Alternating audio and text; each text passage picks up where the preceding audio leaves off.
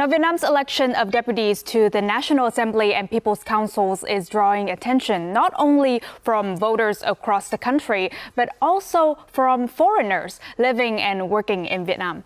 As the National Assembly remains the country's highest state power body, responsible for lawmaking and major national decisions, many in the international community are closely watching the policy direction that will help shape Vietnam's next phase of development.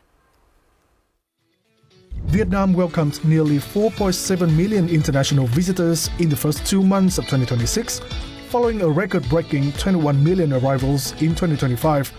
For industry leaders like Mario Mendes, the focus now shifts to policy decisions on visas, infrastructure, connectivity, and planning. Those will be key to sustaining this momentum. I believe that zone planning, protecting UNESCO heritage sites, and having clear, sustainable goals along with waste management are completely scrutinized, but everything is about a balance of ensuring that you have sustainable future of tourism and the environment for our generations to come, and protecting the natural heritage of what Vietnam has to offer. Vietnam continues to attract strong foreign investments, with FDI inflows topping $38 billion in 2025 and disbursed capital reaching a 5-year high of nearly $27.6 billion.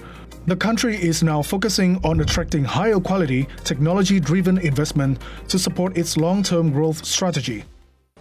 For long-term investor Chris Van Loon, nearly 3 decades in Vietnam, the country's transformation could accelerate even further if the investment environment remains stable. And there's a big difference between 1998 and 2005, 2005, 2010, 2010, 2020, and in the last 5 years, the acceleration has just been massive. And I don't see it slowing down anytime. Anybody who's elected to the National Assembly should continue that kind of idea, and I think they will.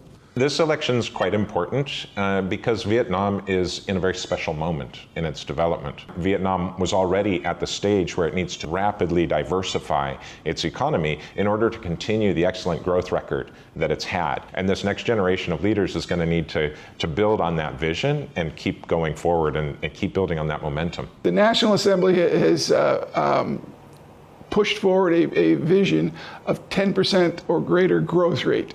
And if any country in the world can achieve that, that's Vietnam.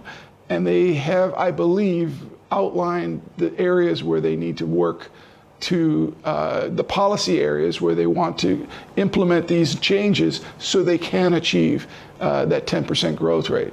From investment and tourism to everyday community life, the decisions made by Vietnam's elected representatives will shape the opportunities in the years ahead. And this is Mingo for Vietnam Today from Da Nang City.